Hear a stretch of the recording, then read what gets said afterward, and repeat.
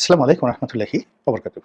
সম্মানিত দর্শক, অতি সম্প্রতি বাংলাদেশের রাজনীতিতে এক অভূতপূর্ব ঘটনা ঘটে গেছে।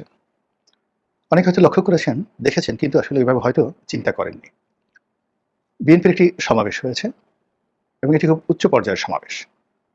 বিএনপির ভারপ্রাপ্ত চেয়ারম্যান জনাব তারেক রহমান তিনি তার দলের যে মনোনয়ন প্রত্যাশী যারা রয়েছেন বৃহত্তর বরিশাল বিভাগের এবং তার সংশ্লিষ্ট অন্যান্য এলাকার, তো তাদেরকে নিয়ে বিএনপির যে গুলশানের কার্যালয় রয়েছে, চেয়ারপারসনের কার্যালয়, সেই কার্যালয়ে একটি বৈঠক করেছেন। তো সেই বৈঠককে ঘিরে অনেকগুলো ঘটনা, অনেকগুলো দুর্ঘটনা, অনেকগুলো শৃঙ্খলা, অনেকগুলো বিশৃঙ্খলা এবং সেই বৈঠককে ঘিরে এমন কিছু ঘটেছে যেটি আগামী রাজনীতিতে বিএনপির অবস্থান, জয় পরাজয় এটা মোটামুটি নির্ধারিত হয়ে গেছে। বক্তব্যের শুরুটা করি একেবারে শেষ অংশ দিয়ে। অনুষ্ঠানে জনাব তারেক রহমান সাহেব খুব আবেগ ঘন বক্তব্য দিয়েছেন।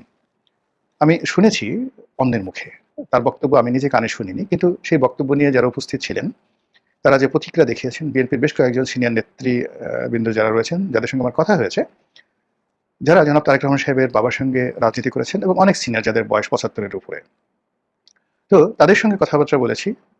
তারা সবাই মানে তারেক রহমান সাহেবের বক্তব্যে বাকরুদ্ধ। তারা নিজেরাও আবেগপ্রবণ, তাদেরও অনেকে অশ্রু সজল নেত্রে তাদের নেতা জনাব তারেক রহমান সাহেবের বক্তব্য শুনেছেন। বক্তব্যের সময় তিনি নানা কথা বলেছেন, নেতাকর্মীদেরকে আশ্বস্ত করার চেষ্টা করেছেন, সেগুলো নিয়ে কথা বলবো। তার আগে যেটা বলা প্রয়োজন সেটা হলো, কথা বলতে বলতে তিনি একসময় খুব আবেগপ্রবণ হয়ে গেছেন এবং আবেগপ্রবণ হয়ে তার চোখ অশ্রু সজল হয়ে পড়েছিল। তিনি অশ্রুপাত করেছেন কিনা বা কান্না করেছেন কিনা বলতে পারবো না, তবে তার চোখে পানি দেখে, তার যারা ভক্ত অনুরাগী, দলের নেতাকর্মী সবাই আবেগপ্রবণ হয়েছেন, অনেকে অশ্রু সজল হয়েছেন, অনেকে বাকরুদ্ধ হয়েছেন, অনেকে কেঁদেছেন। এই হলো খবর। এটি বিএনপি রাজনীতিতে অভূতপূর্ব ঘটনা। এর কারণ হলো বিএনপির তিনজন, প্রথমে যদি শহীদ প্রেসিডেন্ট জিয়াউর রহমানকে আমরা উদাহরণ হিসেবে দেখি, তো তিনি সবসময় একজন হার্ড ম্যান ছিলেন, মানে আয়রন ম্যান ছিলেন। তার হাসি মুখের ছবি বা খুব যাকে বলা হয় হেসে হেসে কথা বলছেন, ফ্ল্যাটারিং করছেন, এরকম কোনো ঘটনা দেখা যায় না। বড় জোর মুচকি হেসেছেন।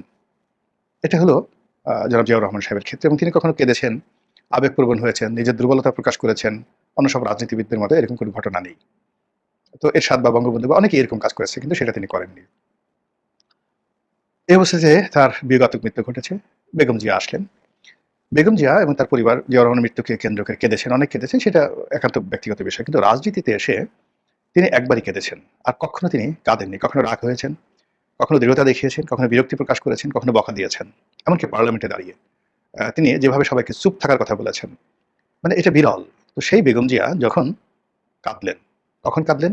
যখন তার বাড়িটি ভেঙে ফেলা হলো এবং সেই বাড়ি থেকে নিঃস্ব হয়ে, রিক্ত হয়ে তিনি যখন ফিরে এলেন, তারপর সাংবাদিকদের মুখোমুখি হয়ে তিনি কেঁদে দিলেন। এই দৃশ্য আমরা কখনো বেগম জিয়ার কাছ থেকে আশাও করিনি, দেখিনি, কিন্তু তিনি সেদিন কেঁদেছেন এবং তার সেই কান্না বিএনপির সমস্ত নেতাকর্মীদের হৃদয় ভেঙে গিয়েছিল এবং অনেকে, যাকে বলা হয়, সেই দৃশ্য যতদিন বেঁচে থাকবেন ভুলতে পারবেন না। কিন্তু ব্যাপার হলো যে সেই দিন তার যে কান্না, সেই কান্নার ফলে তার ভিতরে যে আয়রন লেডি বা আপোষহীন নেত্রী, তো এই জিনিসগুলো যে ছিল, এটি ধীরে ধীরে ধীরে ধীরে যাকে বলা হয় বিএনপির নেতাকর্মীদের মধ্যে সংক্রমিত হতে থাকে। তারা সফট হতে থাকে। তারা আপোষহীন নেত্রীর কর্মী হিসেবে আপোষ করার জন্য নিজেদের শরীর এবং মন তারা প্রস্তুত করতে থাকে এবং ওই যে বেগম জিয়ার যে কান্না, সেই কান্নাটা এখানে চলে আসছে। বেগম জিয়া 111 সময় কেঁদেছেন, বিশেষ করে তার মা যখন মারা গেলেন তখন কেঁদেছেন। যখন কোকো মারা গেল ছিল এবং কাঠগড়াতে যখন কোকেকে আনা হলো, অসুস্থ কোকেকে আনা হলো, তখন তিনি স্থির থাকতে পারেননি। তিনি কাঠগড়া থেকে এসে কোকোকে স্পর্শ করে কেঁদেছিলেন। এই বিষয়গুলো ছিল মানবিক, এর সঙ্গে কোনো রাজনীতি ছিল না। কিন্তু তার বাড়ি ভাঙার ঘটনার পরে, বিকজ বাড়ির যে ভাঙা, এই বাড়ি ভাঙার বিষয়টি ছিল অ্যাবসলিউটলি একটা কনস্পিরেসি এবং বেগম জিয়াকে এবং জিয়া পরিবারকে নৈতিকভাবে দুর্বল করে দেওয়া, ভয় দেখানো, মানসিকভাবে ভেঙে ফেলার জন্য শেখ হাসিনার যে কৌশল ছিল, সেই কৌশলে তিনি সফল হয়েছেন এবং বেগম জিয়া কেঁদেছিলেন। ফলে আপনি চিন্তা করুন, যেদিন থেকে বেগম জিয়া কেঁদেছিলেন, সেই দিন থেকে বিএনপির নেতাকর্মীদের যে সাহস, শক্তি, এটা কিন্তু জ্যামিতিক হারে কমেছিল। আর বিএনপি দাঁড়াতে পারেনি এবং এখন পর্যন্ত নয়। এবার আসি তারেক রহমান সাহেব সম্পর্কে। তারেক রহমান সাহেবকে অনেক জুলুম করা হয়েছে 11 সময়। কিন্তু আমরা কখনো তাকে কাঁদতে দেখিনি, দুর্বল দেখিনি, অস্ত্রসজল দেখিনি। মাঝে মধ্যে তিনি হয়তো হতাশ হয়েছেন, ক্রোধান্বিত হয়েছেন, রাগান্বিত হয়েছেন, তাও খুবই সীমিত আকারে। মানে তার কণ্ঠ উঁচু হয়েছে, তিনি অশ্লীল শব্দ উচ্চারণ করেছেন, বাজে কথা বলেছেন, এমন দৃশ্য আমরা কখনো দেখিনি। তো সেই দিক থেকে দূরদেশে থেকেও তিনি তার রাগ, ক্রোধ এটিকে হজম করেছেন। সবসময় একটা ক্ষমার দৃষ্টিতে তিনি সবকিছু দেখার চেষ্টা করেছেন এবং তিনি যে একজন লিবারেল ডেমোক্র্যাট বা ডেমোক্রেটিক লিডার, এটা প্রমাণ করার জন্য তিনি চেষ্টা করেছেন। তার ভাষা সংযত করেছেন, ব্যক্তিত্ব সংযত করেছেন এবং গত একটি বছর ধরে তিনি প্রাণান্ত চেষ্টা করেছেন তার অতীতের যে কর্মকাণ্ড, কথাবার্তা সেটাকে আরও রাষ্ট্রনায়কোচিত করার জন্য তার যথেষ্ট প্রস্তুতি ছিল। তো সেই মানুষটি যখন নেতাকর্মীদের সাথে কথা বলতে গিয়ে আবেগপ্রবণ হয়ে পড়েছেন এবং কেঁদেছেন বা অশ্রুসজল হয়েছেন, বাকরুদ্ধ হয়েছেন, তার চোখ বাষ্পায়িত এটা এই ফেব্রুয়ারি মাসের যে নির্বাচন, সেই নির্বাচনের পথে একটা বিরাট বাধা হয়ে গেল।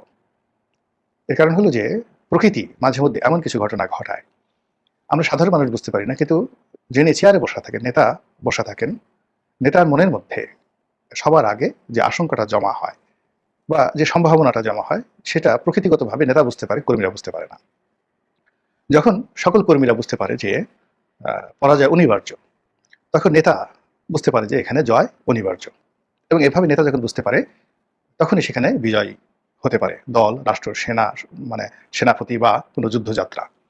আবার দেখা গেল যে সবাই জয়ের ব্যাপারে খুব উৎসাহী, শতভাগ জয়ের ব্যাপারে নিশ্চিত, কিন্তু নেতা বুঝতে পারেন যে এখানে জয় হবে না। তিনি বিষণ্ণ, অশ্রুসিক্ত এবং বিপুল সম্ভাবনা থাকা সত্ত্বেও যুদ্ধের ময়দানে মারাত্মকভাবে পরাজিত হয়েছে এরকম অসংখ্য ঘটনা ঘটেছে। নেতা বুঝতে পেরেছিলেন যে এখানে এই ঘটনাই ঘটবে। তো সেক্ষেত্রে গত একটি বছরে বিএনপি আজকের এই যদি ধরুন অক্টোবর মাসটা বাদ দেন, সেপ্টেম্বর মাস পর্যন্ত ধীরে ধীরে কমেছে, কিন্তু গত 14 মাসে আপনি যদি ধরেন তাহলে 280টি আসন নিয়ে বিএনপি জয়লাভ করবে, এটা পুরো 2025 সন পর্যন্ত সাধারণ ন্যারেটিভ ছিল। 2024 সন ধরে 2025 সনে এসে এপ্রিল মে পর্যন্ত এসে এটাকে কেউ কেউ 250, কেউ কেউ 260 বলেছেন যে এতটি আসন নিয়ে তারা জয়লাভ করবে। কিন্তু এখন যে পরিবেশ এবং পরিস্থিতি তৈরি হয়েছে, সেই পরিবেশ পরিস্থিতিতে আদৌ নির্বাচন হবে কিনা, তারেক রহমান সাহেব আসতে পারবেন কিনা, আর নির্বাচন হলে বিএনপি শতভাগ বিজয়ী হবে কিনা, এই পুরো বিষয়গুলো প্রশ্নের মুখোমুখি হয়ে গেছে দল এবং তারেক রহমান সাহেব নিজে। অধিকান্ত উনি দেশের বাইরে আছেন, দলের হাজার হাজার নেতাকর্মীকে বহিষ্কার করা হয়েছে বিভিন্ন কারণে। তার মধ্যে প্রধানতম কারণ হলো চাঁদাবাজি, মাস্তানি, অনিয়ম, এবং স্থানীয় প্রশাসন থেকে শুরু করে সরকারি যারা কর্তা ব্যক্তি রয়েছেন মোটামুটি একটু অনেস্ট, সেনাবাহিনী বলেন, পুলিশ, বিডিআর, আনসার যারা বলেন, বিএনপির চাঁদাবাজ যারা গ্রুপ রয়েছে তাদের ব্যাপারে তাদের যে বিরক্তি এতটা চরম পর্যায়ে পৌঁছে গেছে যে যদি সুযোগ আসে তাহলে সেক্ষেত্রে বিএনপির চাঁদাবাজদেরকে যে বাটাম দেওয়া হবে, যে ডলা দেওয়া হবে, সে ডলা গত 50 বছরে কাউকে দেওয়া হয়নি, এমনকি রক্ষী বাহিনীও সে ডলা দিতে পারেনি। এরকম একটা পরিবেশ পরিস্থিতি তৈরি হয়ে গেছে, যেটা বিএনপির যারা শীর্ষ নেতৃবৃন্দ রয়েছেন তারা যেভাবে অর্থ কেলেঙ্কারি, যেভাবে নৈতিক ভ্রষ্টতা, যেভাবে চাঁদাবাজি এবং ফ্যাসিবাদের দোসর যে সকল ব্যবসায়ী রয়েছেন, বিতর্কিত ব্যবসায়ী, তাদের সঙ্গে দহরম মহরম এবং লেনদেনের যে সকল কথাবার্তা এখন ওপেন সিক্রেট, এবং যেভাবে ওয়াজের ময়দানে, মসজিদে, মন্দিরে বিভিন্ন ধর্মগুরু যাদেরকে যারা বিশ্বাস করেন, বিশেষ করে চরমনাই পীর সাহেব, তারা বিএনপি বিরোধী যে ন্যারেটিভ তৈরি করেছেন, কিংবা বিএনপির যারা প্রতিপক্ষ রাজনৈতিক দল, বিশেষ করে জামাত এবং তাদের যারা সংগঠন, এনসিপি, তাদের যারা সংগঠন রয়েছেন,